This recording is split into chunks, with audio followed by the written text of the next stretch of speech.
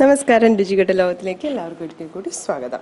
അപ്പോൾ ഇന്നത്തെ നമ്മുടെ റെസിപ്പി ഒരു തോരൻ്റെയാണ്. തോരൻ ഉണ്ടാക്കിയിരിക്കുന്നത് വെള്ളരി വെച്ചാട്ടോ. അപ്പോൾ വെള്ളരി വെച്ച് നമ്മൾ ഒരുപാട് കറികളൊക്കെ ഉണ്ടാക്കാറുണ്ട്.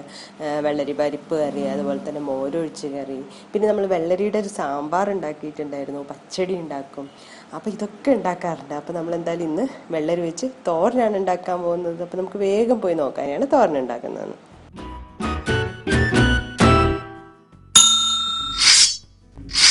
അപ്പോൾ ഈ ഒരു തോരൻ ഉണ്ടാക്കാൻ എന്തൊക്കെ വേണമെന്ന് നോക്കാം. നമുക്ക് മെയിൻ ഇൻഗ്രീഡിയൻ്റ് ആയിട്ടുള്ള വെള്ളരി, ഒരു വെള്ളരിയുടെ ഒരു അത്യാവശ്യം വലുപ്പമുള്ള വെള്ളരിയുടെ പകുതി നമ്മൾ എടുത്തിട്ടുണ്ട്. അതിൻ്റെ ആ ഒരു കുരുഭാഗങ്ങളൊക്കെ കളഞ്ഞ് കഴിയുമ്പോൾ തന്നെ അത്രത്തോളം ഒന്നും വരില്ല. പിന്നെ അതുപോലെ തന്നെ കുക്ക് ചെയ്ത് കഴിയുമ്പോഴും ക്വാണ്ടിറ്റി കുറച്ചൊന്ന് കുറയും കേട്ടോ. പിന്നെ വേണ്ടത് 2 പച്ചമുളക്, അതുപോലെ തന്നെ ഒരു 5 ചെറിയുള്ളി വേണം, പിന്നെ ഒരു 2 അല്ലി വെളുത്തുള്ളി വേണം, പിന്നെ കറിവേപ്പില വേണം, പിന്നെ തേങ്ങ വേണം. തേങ്ങ നമ്മളൊരു 1/4 കപ്പോളം ചിരകിയ തേങ്ങ എടുക്കുന്നുണ്ട്. പിന്നെ നമുക്ക് കടുക് പൊട്ടിക്കാൻ വെളിച്ചെണ്ണ വേണം, പിന്നെ കുറച്ച് കടുക് വേണം. ഇത്രയും സാധനങ്ങളാണ് വേണ്ടത്. അപ്പോൾ നമുക്ക് ആദ്യം വെള്ളരി കട്ട് ചെയ്യാം കേട്ടോ. അപ്പോൾ ഞാനിത് അത്യാവശ്യം വലിപ്പത്തിലാണ് കട്ട് ചെയ്യുന്നത്. നമ്മൾ പച്ചടിയൊക്കെ ഉണ്ടാക്കുമ്പോൾ ആ ഒരു വലിപ്പത്തിലാണ് കട്ട് ചെയ്യുന്നത്. അപ്പോൾ നിങ്ങൾക്ക് കുറച്ചും കൂടി വലിപ്പം കുറച്ച് വേണമെങ്കിൽ കട്ട് ചെയ്യാം. അതുപോലെ തന്നെ ഗ്രേറ്ററിൽ ഗ്രേറ്റ് ചെയ്തെടുക്കാം. അപ്പോൾ ഗ്രേറ്റ് ചെയ്തെടുക്കുകയാണെങ്കിൽ വലിയ ബ്ലേഡ് തന്നെ യൂസ് ചെയ്താൽ മതി, ഒരുപാട് അങ്ങ് ചെറുതാക്കണ്ട. അപ്പോൾ നമുക്കിത് കട്ട് ചെയ്തെടുക്കാം. അപ്പോൾ ഇതാ കട്ട് ചെയ്തെടുത്തിട്ടുണ്ട്.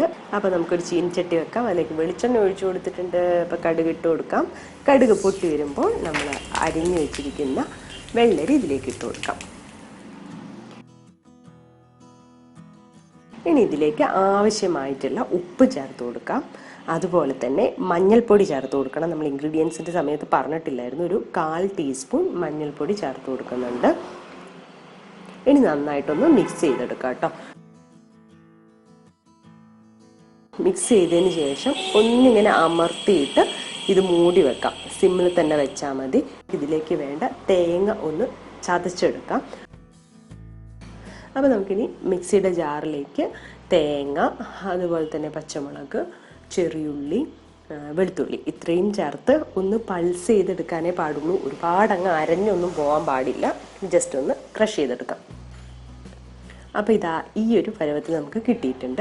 അപ്പോൾ ഇപ്പോൾ കുറച്ച് സമയം കഴിഞ്ഞിട്ടുണ്ടല്ലോ. അപ്പോൾ ഇപ്പോൾ തന്നെ നമുക്ക് മൂടി തുറന്ന് ഇതാ ഈ ചതച്ച് വെച്ച തേങ്ങ, ബാക്കി സംഭവങ്ങളും കൂടി ചതച്ച് വെച്ചില്ല, അത് ഇതിലേക്ക് ചേർത്ത് കൊടുക്കാം. ഇനി ഒന്നുകൂടി ഒന്ന് അരച്ചെടുക്കാം. നമ്മളിതിൽ തീരെ വെള്ളം ചേർത്തിട്ടേ ഇല്ല കേട്ടോ. അപ്പോൾ ഈ വെള്ളരിയിൽ തന്നെ നല്ല വെള്ളം ഉണ്ടാവും. അപ്പോൾ വേറെ എക്സ്ട്രാ വെള്ളത്തിൻ്റെ ഒന്നും ആവശ്യമില്ല. അപ്പം ഇത് മിക്സ് ചെയ്തു ഒന്നുകൂടി അമർത്തിയതിന് ശേഷം നമുക്ക് മൂടി വെക്കാം.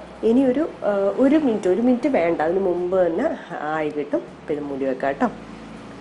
അപ്പോൾ ഇതാ നമ്മുടെ വെള്ളരി കൊണ്ടുള്ള തോരൻ ഇവിടെ റെഡി ആയിട്ടുണ്ട്. അടിപൊളി സംഭവമാണ് കേട്ടോ. അപ്പോൾ എന്തായാലും നമുക്കിതൊരു പ്ലേറ്റിലേക്ക് മാറ്റാം.